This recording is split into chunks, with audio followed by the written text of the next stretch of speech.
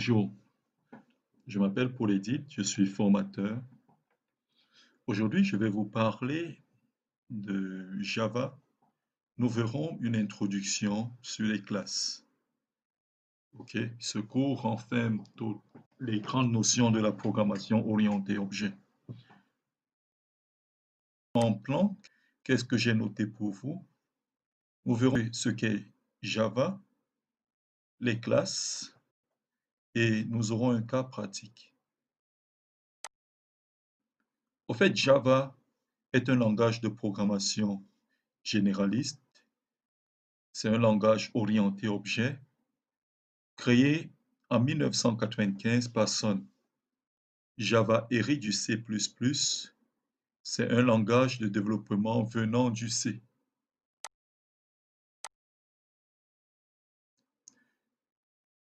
Et du C++. Il est géré par une communauté. Java, au fait, c'est, comme je l'ai dit tout à l'heure, c'est un langage de programmation orienté objet. Et si vous vous lancez dans le développement de Java, au-delà des aspects purement API Framework, qui sont peu délicats à maîtriser, auxquels on va s'habituer, vous aurez ce problème de conception orientée objet qu'il faudrait absolument réaliser. Entre autres, éviter d'écrire du Java qui ressemble à du C. On va créer des bibliothèques de classe en Java et ces bibliothèques de classe vont faire appel à d'autres classes. Comment est-ce qu'on déclare une classe en Java? Rien n'est de plus simple. On va ouvrir un fichier d'extension Java et on utilise le mot-clé classe pour introduire notre classe. Par exemple, vous aurez la classe Toto et Toto étant le nom de notre classe. J'aurai par exemple ma classe pilote et à l'intérieur de ma classe pilote, je vais mettre les attributs de notre classe, qui sont des champs de données. Et je vais rajouter des méthodes à notre classe. Donc, tout ceci représente notre classe. Donc, entre les accolades, vous allez déclarer l'ensemble des membres de votre classe. Les membres de la classe sont à la fois des champs de données ou attributs et les méthodes qui sont des opérations. Donc, ce que je suis en train de dire, par exemple, j'aurai ma classe pilote. Je vais zoomer un peu, un tout petit peu. J'ai ma classe pilote et dans ma classe pilote, j'ai son ID que je peux initialiser ou pas avec une valeur. Là, j'ai mis 1. J'ai le nom du pilote, le prénom du pilote et son email. Et après, je rajoute des méthodes. Tout ceci, on va les voir, nos différentes méthodes. Donc voilà à peu près comment nous pouvons représenter notre classe.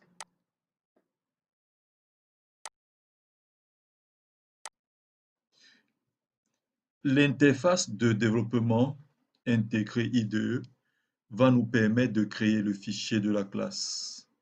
Nous utiliserons dans cette partie du cours l'IDE NetBeans.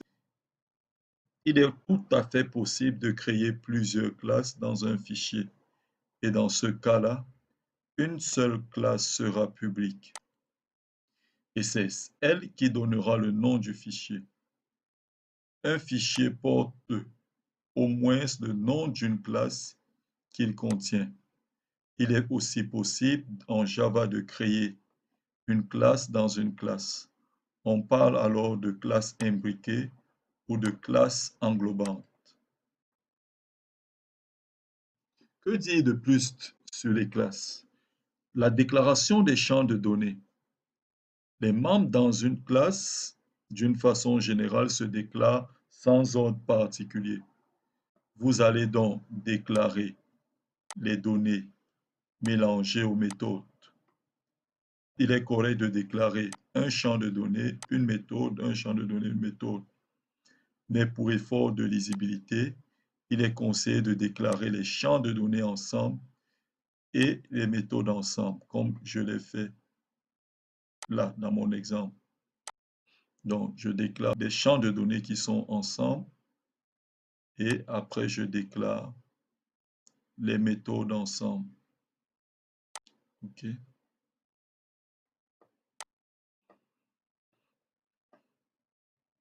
On revient sur notre PDF.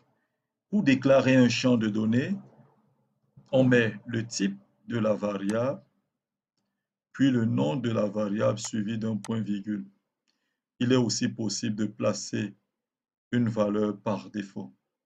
Il est aussi possible de modifier la visibilité des champs de données en public, protected private. Donc, dans notre exemple, nous avons la visibilité private, le type int et le nom de notre champ de données qui est ID pilote, etc., etc. La déclaration des champs de données se fait aussi avec la visibilité private, qui signifie que le code est visible uniquement pour la classe, protected, qui signifie que le code est visible pour la classe et pour le code des classes qui sont dans le même package et pour le code des classes qui vont hériter de notre classe. En ce qui concerne la visibilité publique, elle offre l'accès à tout le code, quel que soit son emplacement, que ce soit dans la classe, dans le package ou dans un autre package avec ou sans héritage. Il est aussi possible de rendre constant un champ en utilisant le mot-clé final. Le mot-clé final empêche une affectation après son initialisation. Lorsque vous déclarez un champ final, vous donnez comme indication au compilateur que vous allez donner une initialisation. Mais une fois que vous aurez donné une valeur à ce champ, vous ne pourrez plus affecter ce champ en question. Voilà ce à quoi c'est notre mot-clé final. Par ailleurs, la déclaration des données des méthodes se fait sans ordre. Ce qu'on va faire, on va déclarer le type de la méthode, ce que la méthode va retourner. Si on met un void, ça veut dire la méthode ne retourne rien. OK? Le nom de la méthode doit être intelligent. Pas de nom de la méthode qui s'appelle M. La méthode doit être typée. Son type se met devant le nom de la méthode. Je reviens sur mon exemple. Donc, j'ai ma méthode, par exemple, créer pilote. On met la visibilité publique, le type qui est un string. Ça veut dire qu'elle va retourner pilote, une chaîne de caractères pilote créée. Si par exemple je mets un void, la méthode, par exemple créer pilote, on ne va pas mettre de return. On peut par exemple mettre, je vais écrire 10, il va retourner ceci, 10 points, nom du pilote. OK? Nom pilote égale nom pilote. OK? On demande à notre méthode de retourner le nom du pilote. Et le nom de notre pilote, puisqu'il fait référence. Tout ceci, on va le voir plus amplement en TP. Donc, voilà un exemple de méthode void. On remarque que notre void qui est là, on ne met pas de return, puisqu'il n'y a pas de type, contrairement à ici, dans cette méthode.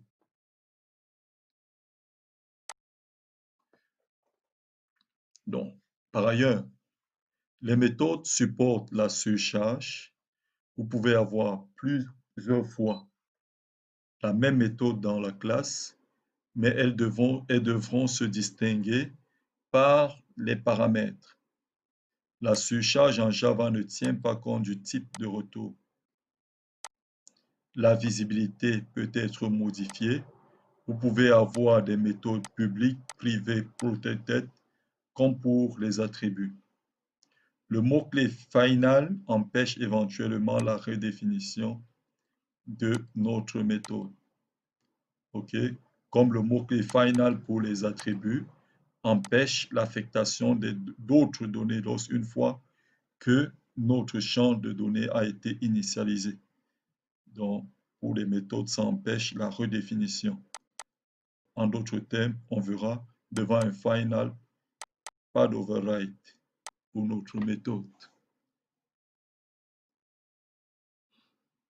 Modificateurs dans la déclaration des classes. Les différents modificateurs peuvent être publics.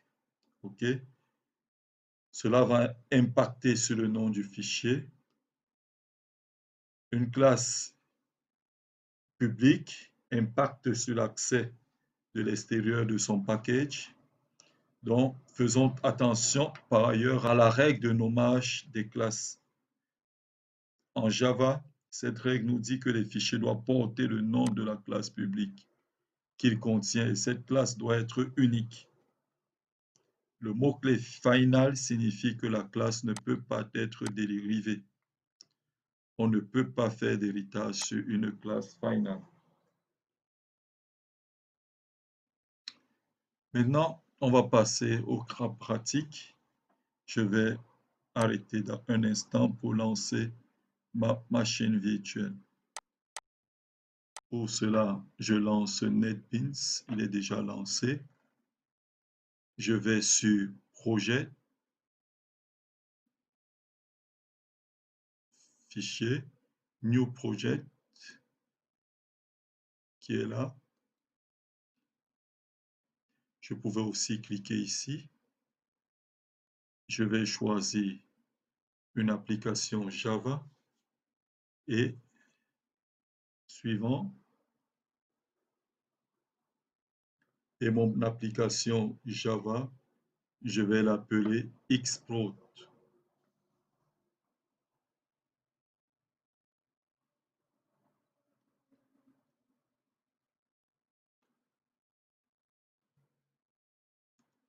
Donc, j'en ai déjà une qui existe, donc je vais appeler Xplode 01. Je lui laisse créer une classe main, une classe principale, et je clique sur Finish.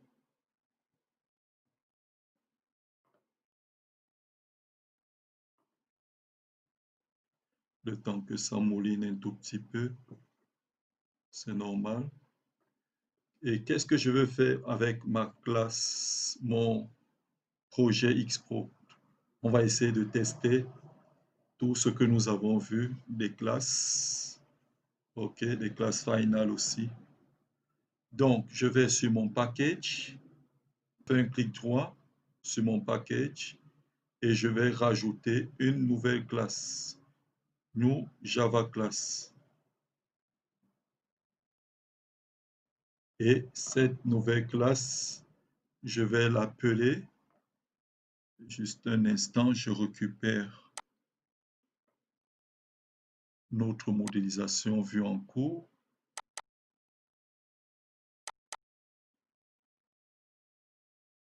Donc, on va appeler notre classe produit.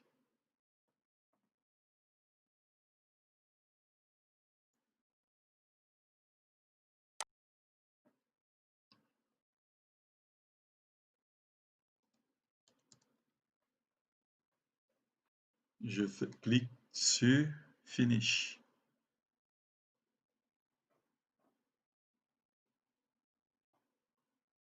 Donc, vous voyez que par défaut, NetBeans, notre classe publique, ok, il rend notre classe publique. Je vais modifier l'auteur.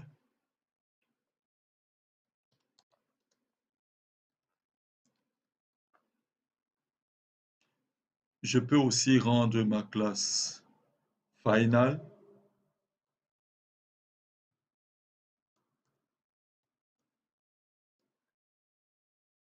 Je peux la rendre final, OK, pour éviter qu'elle soit dérivable. Donc, on ne pourra plus hériter de notre classe produit lorsqu'on la met final. Donc, je peux maintenant me placer dans cette classe et rajouter des attributs. On va rajouter quelques attributs.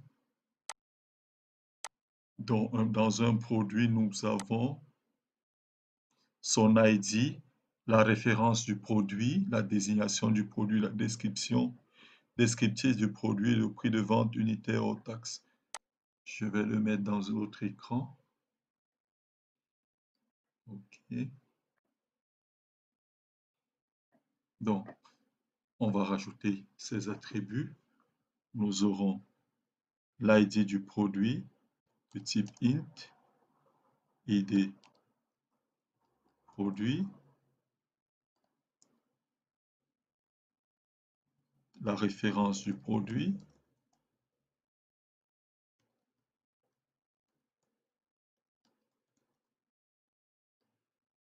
de type string,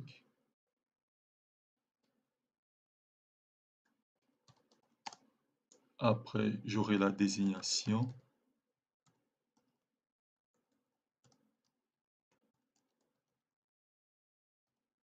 après j'aurai le descriptif du produit qui est de type string, bien évidemment. Et enfin, j'aurai le prix unitaire qui est de type do, prix de vente unitaire hors taxe du produit. Super. Donc, là, j'ai tous mes attributs de mon produit. Par défaut, le nom des variables des membres commence par une minuscule, comme on l'a dit en cours. Une minuscule par défaut. Si je veux donc avoir un nom de variable qui contient plusieurs mots, je dois mettre une majuscule à chaque mot. Par exemple, là, je mets une majuscule à chaque mot. OK? Je peux voir, en commençant par une minuscule, par défaut. OK. Je peux aussi donner une valeur à ma variable. Par exemple, le prix unitaire hors taxe. Je peux lui donner une variable. On va dire que son prix unitaire hors taxe, c'est 12 €. Je peux aussi le faire. Cela veut dire que quand je vais créer mon objet produit, lorsque je vais trouver une valeur 12 €, c'est ce qui aura été déclaré dans mon produit au niveau de prix. Ces attributs sont accessibles dans tout notre package. OK. Maintenant, je vais aller dans mon main pour créer un objet. Je vais dans ma classe principale et je vais créer un objet produit. Création, un petit commentaire, création d'un objet produit. En Java, pour créer un objet, on fait appel au nom de la classe, premièrement, en l'appelant ici. Il devient un type et je donne le nom de mon objet et ensuite je fais une instanciation de cette classe avec le mot-clé new. Donc, new product. Ce que je viens de faire ici, un petit commentaire, je viens de créer mon produit. Je viens création d'une instance de produit. Ok, une instance, c'est un objet. Je viens de créer un objet produit. En même temps, je vais demander à mon produit de prendre quelques valeurs. On va dire prod 1 point son ID. Donc, vous voyez, quand je mets le point, il m'affiche les différents attributs de mon produit. Ceci, c'est parce que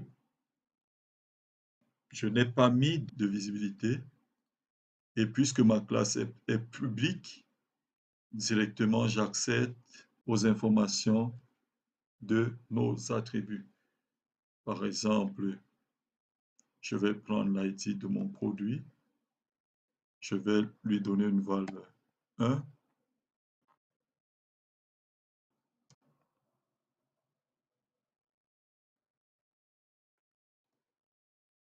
Je récupère le descriptif du produit.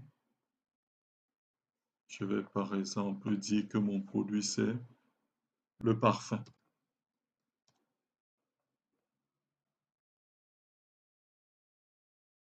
C'est de l'eau de parfum, on va dire eau de parfum.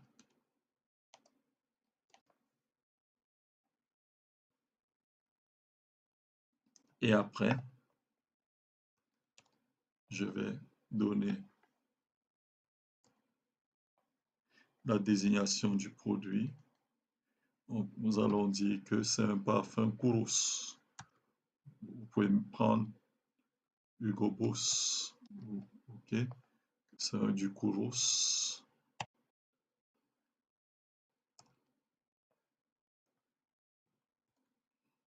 Il manque que le prix devant la référence du produit. C'est du Kouros de Yves Saint Laurent.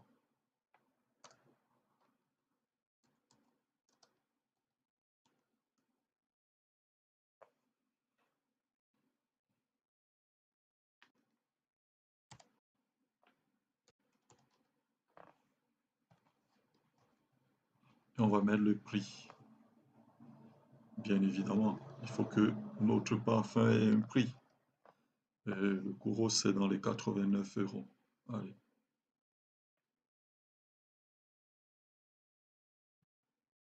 Le prix, c'est un dos, ce n'est pas une chaîne de caractères. OK. Donc là, je viens de créer mon parfum, qui est mon premier produit, de type Kouros. En même temps, je trouve que dans ma classe produit, je n'ai pas maîtrisé ce qui est donné comme type, OK, de produit. S'il fallait, par exemple, le faire de façon vraisemblable, on serait obligé de masquer nos attributs. OK, on va masquer nos différents attributs en mettant des visibilités. Par exemple, private à notre produit. OK, je suis en train de faire ce qu'on verra plus tard, l'encapsulation.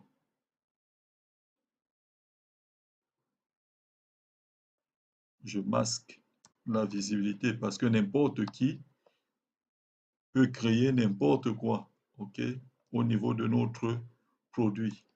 Donc, je rends mes attributs privés. OK. Et qu'est-ce qu'on va faire avec cela? Si je sauvegarde, remarquez ce qui va se passer. Là, je sauvegarde mon projet. Et si je vais dans mon fichier main, je n'ai plus accès aux différents attributs de notre produit. Pourquoi? Parce que dans mon fichier produit, j'ai rendu la visibilité de mes attributs privés. Donc, à partir de là, il n'est plus question d'accéder directement aux différents membres de notre classe. Logiquement, pour positionner ce type, il faudrait passer par des setters qui sont des méthodes. OK, maintenant, c'est ce qu'on va faire. Je vais rajouter set et grand I, set grand D, set, OK, grand D aussi pour la description, set grand E, OK, set grand P. Donc, dans ce cas, à la place des égales, je vais mettre des parenthèses parce que ce sont des méthodes.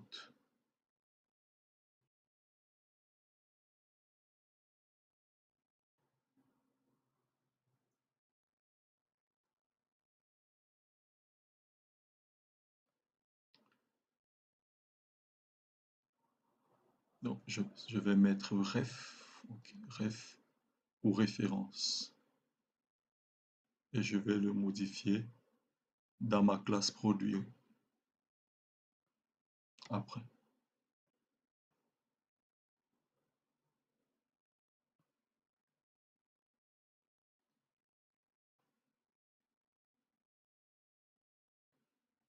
OK, ce sont des méthodes. Dans ma classe produit, je vais modifier mon ref en ref. OK, super. Donc, ce que je viens de faire, j'ai caché les informations de mon produit en mettant des private. Maintenant, pour accéder aux attributs de mon produit, pour insérer, je suis obligé de passer par des assesseurs, des setters. Et logiquement, rien ne se crée plus de façon instantanée. J'ai rajouté des setters, il faut que je les crée dans ma classe produit. Donc, je fais un clic droit, je vais sur Refactor qui est là et je vais rajouter mes champs de données. Donc, encapsulate field, ça veut dire je cache mes champs de données. Je sélectionne tout. OK, là, je vais ajouter mes assesseurs getter et setter. Je clique sur Refactor. OK, il m'ajoute automatiquement mes assesseurs. Donc, je reprends ce que je viens de faire. J'ai caché mes champs de données. OK, je réexplique. J'ai caché mes champs de données. Et je dis que pour accéder dorénavant à nos champs de données, on passe par les assesseurs. OK. Donc, quand j'écris 10.id produit égale produit, ça veut dire que j'utilise le ID produit qui a été déclaré en amont. OK? Ça veut dire que je fais référence, le 10 fait référence un autre attribut qui a été déclaré en amont. Idem pour référence produit. Là. Très bien. Maintenant, qu'est-ce qu'on va faire avec tout ceci? OK, je pourrais gentiment compiler, mais il faudrait que on écrive autre chose, une méthode pour afficher. Notons ceci. Notre méthode, ou bien cet attribut, ou cet descriptif de produit qui est là, suit les mêmes règles de visibilité que les attributs et les champs de données que nous avons déclarés dans notre classe principale. OK? Et ils permettront d'accéder, d'insérer nos différents attributs, comme on l'a dit tout à l'heure. Je pourrais modifier cette visibilité ou celle-ci en public. Ça ne va rien changer puisque ma classe est publique. Par ailleurs, voilà donc quelques éléments syntaxiques de construction de notre classe. On a dit qu'on pouvait avoir plusieurs modificateurs au niveau de la classe elle-même. On aurait, par exemple, final, par exemple, dans produit, je peux dire qu'elle est finale. Et dans ce cas, on ne pourrait pas dériver notre produit. C'est ce qu'on a vu en cours. On pourrait aussi utiliser à la place de final, on pourrait écrire abstract, pour dire qu'on ne pourrait pas directement créer un objet de type produit. Si je mets abstract, ça veut dire que je ne peux pas créer mon objet de type produit. Donc, c'est incompatible avec le final. Parce que le final nous permet de créer notre objet. Par contre, on ne peut plus l'instancier si on a donné quelques valeurs en déclarant, par exemple, 12 euros, ou bien je donne d'autres valeurs ici, je ne peux plus le modifier. Donc, l'abstract est incompatible avec le final. Donc, je vous laisse en exercice de refaire la même chose avec, je peux vous proposer comme classe, donc de refaire la même chose avec fournisseur, par exemple, ou commande. Et nous, on se retrouve au prochain chapitre. À bientôt.